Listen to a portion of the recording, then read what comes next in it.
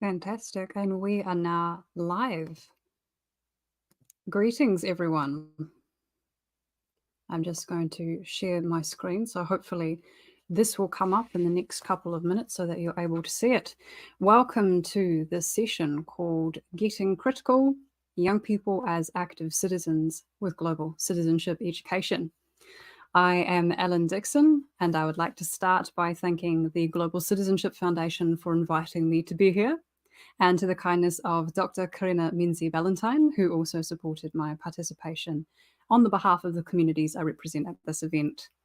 I will be sharing a little bit about not simply GCE or GCED, Global Citizenship Education, but from the orientation to GCE, which I am a bit more familiar with, given my research and background as an advocate and activist at the global level.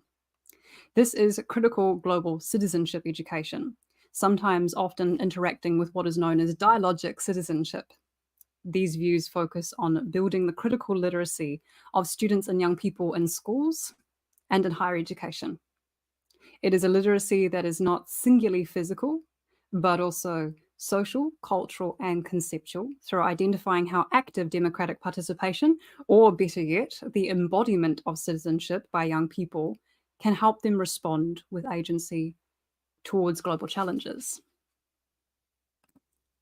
So a little bit about me.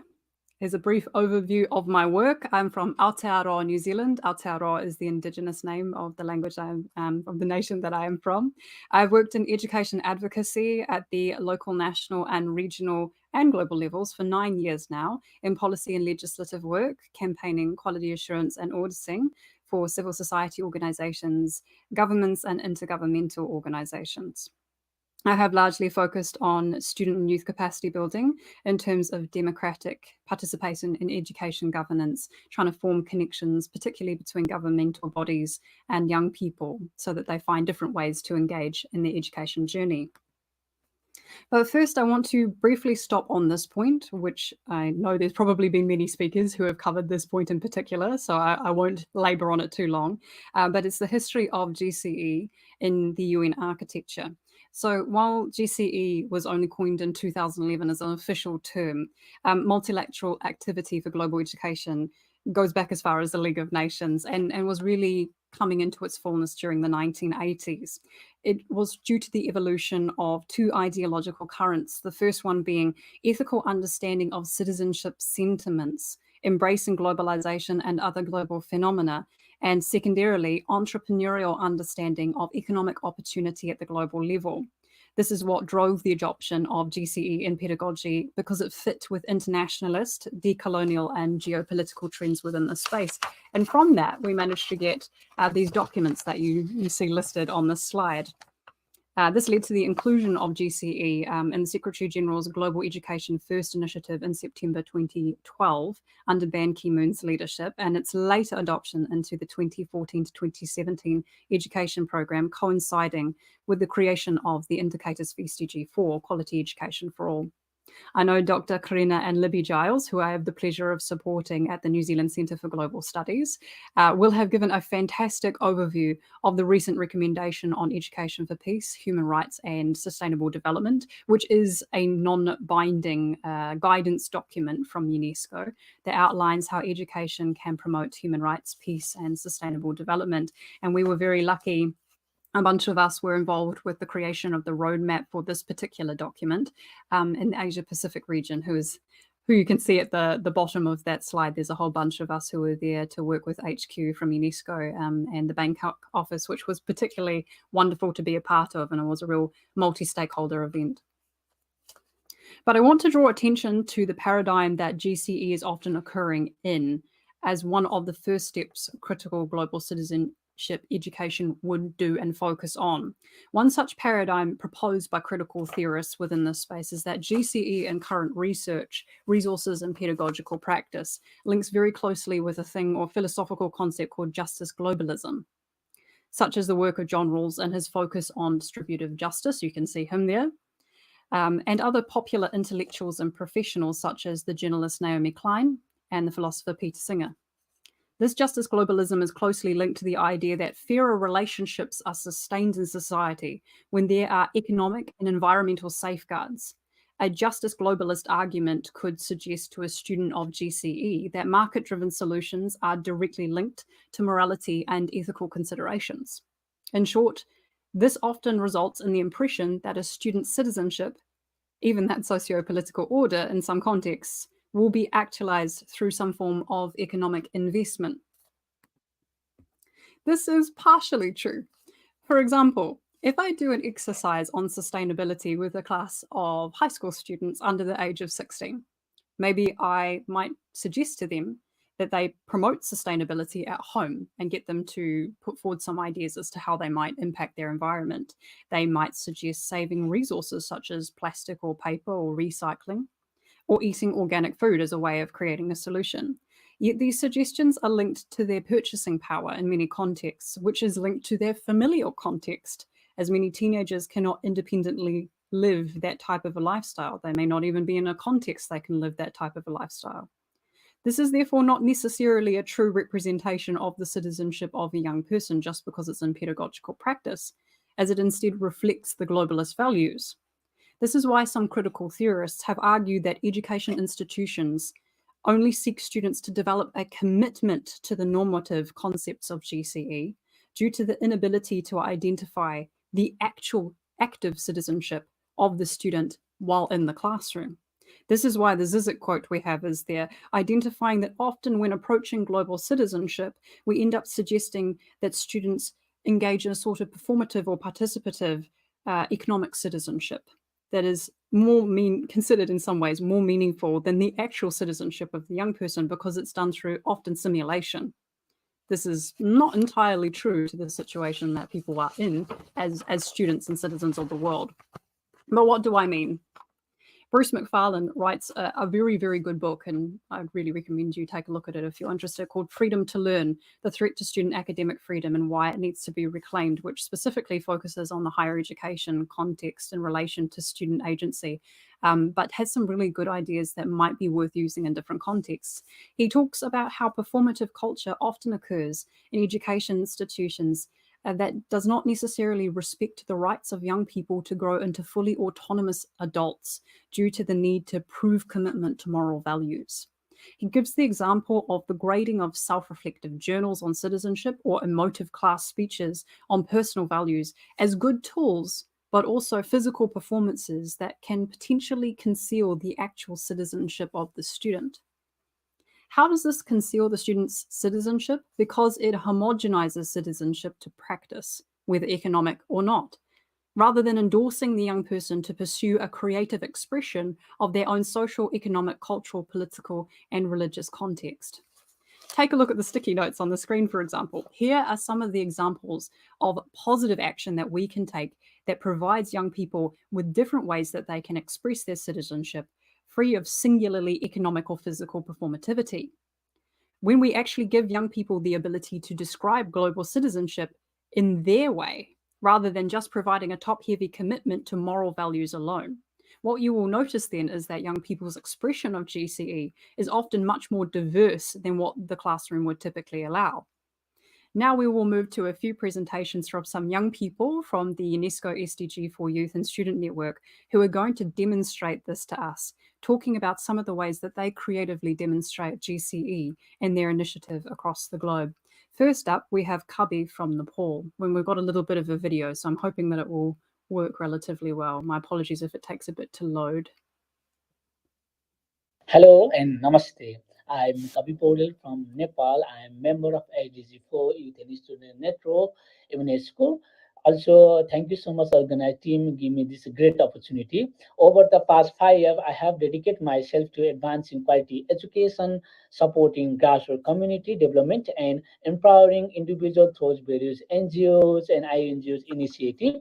As a social activist and advocate SDG4, I have manage and contribute to educational empowerment, volunteer and capacity building programs to create lasting impact.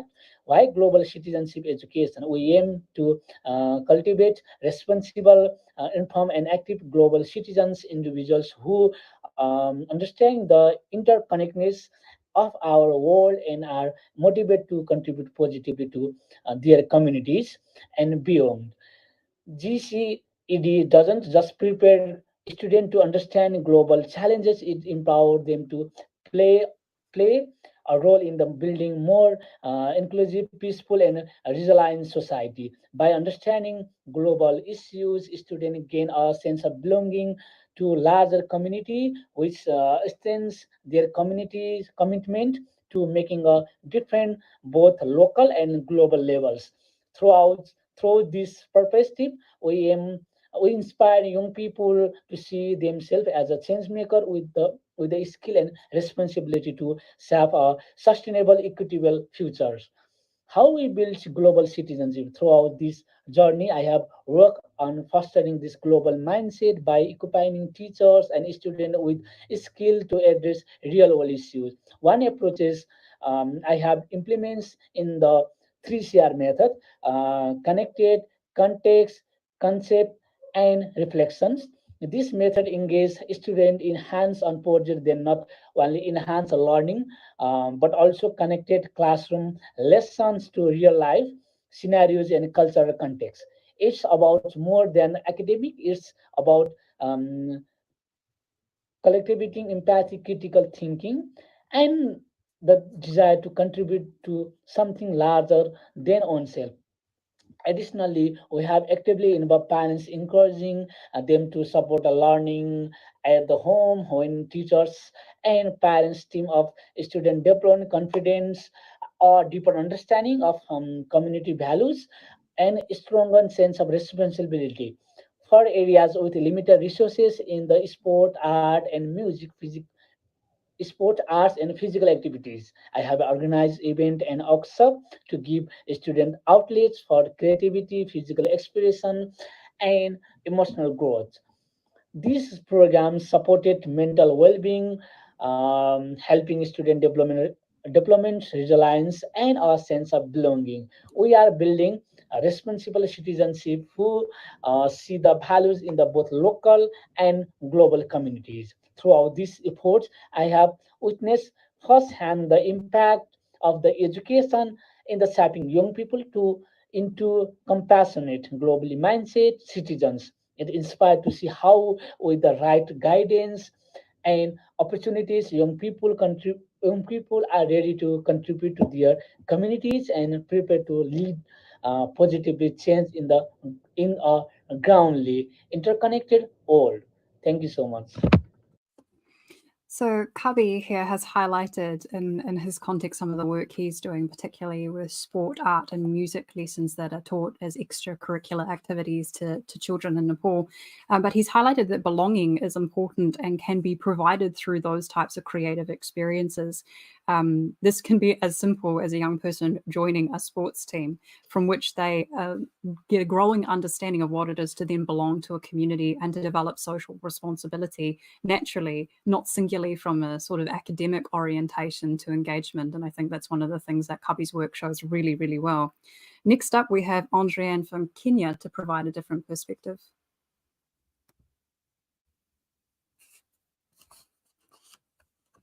This year, the Gen Z, one of the youngest generations in Kenya, have been very vocal about current affairs. They have been using social media, informing the older generations about what is happening in the country today and about the policies being passed by parliamentarians. This year, the entire world witnessed the Occupy Parliament protest against the controversial finance bill, which started as an uproar on social media. The finance bill aims to increase taxes on basic commodities, including bread and sanitary towels. Initially, I thought I was the only person feeling the pinch in the increase in taxes, which trickled down to the common citizen of Kenya. It took the courage of the young people of my time to remind me that we can achieve the change that we want to see. We just need to use social media. We just need to use what we have. In our case, it's social media. Social media is the fastest means of spreading information in Kenya, and thus making it very effective. After the finance bill was dropped, the government has since used abduction and arbitrary arrest to silence the young generation. I choose not to be silenced. I still believe we can achieve um, the change that we want to see in other main sectors, including education. We have seen a drop in the number of people enrolling in university this year. This is because the government has increased tuition fees across universities in Kenya and has reduced government funding, thus making education unaffordable for most young people in Kenya today. This can be changed.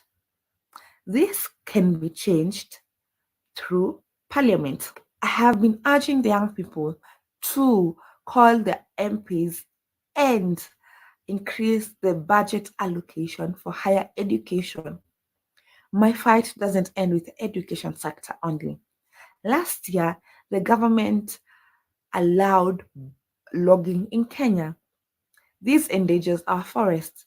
In the wake of climate change, we cannot afford to cut down trees in any part of the world. Their finance bill might have been dropped, but we have a long way to go in order to achieve true democracy and achieve rights for all Kenyan citizens. Thank you. So Andreanne's approach to GCE in Kenya is quite distinctively different from Kabi's. She uses social media tools to particularly attract and engage with young people across Kenya to talk about social issues and also share the civic rights of young people as to like how they can engage on those social issues, particularly issues, as you heard her talking about taxation levels, the cost of education and climate action. Similar activities can be done in a sort of classroom context where students can self-organize in different ways. Maybe they do a campaign. In some nations, you can do petitions, or as Andreanne was talking about, you can actually write to MPs within that space on very socio-political context relevant to young people's citizenship, which actually helps them understand the mechanisms of government and governance within their nation. So that's another example of how you can engage meaningfully with young people within that space. And next is Barbara from Peru. Hi, everybody. My name is Barbara Beltran, and I am the CEO of Green Dreams, a Peruvian-German NGO here in Latin America. And today, I'm really glad to share with you my journey with our program, Youth for a Sustainable World. It's a program of around 15 days, and we dedicate this program to empower young people from different parts of Peru. The most interesting part of all this program is that these young people who participate, they come from different backgrounds, right? From the Amazonia, from the mountains, from the coast, also coming from the north and south of Peru. And when this kind of connection, right, through emotions and through art, they want to impact communities, or they want to start doing something for their own country. So that's, I think,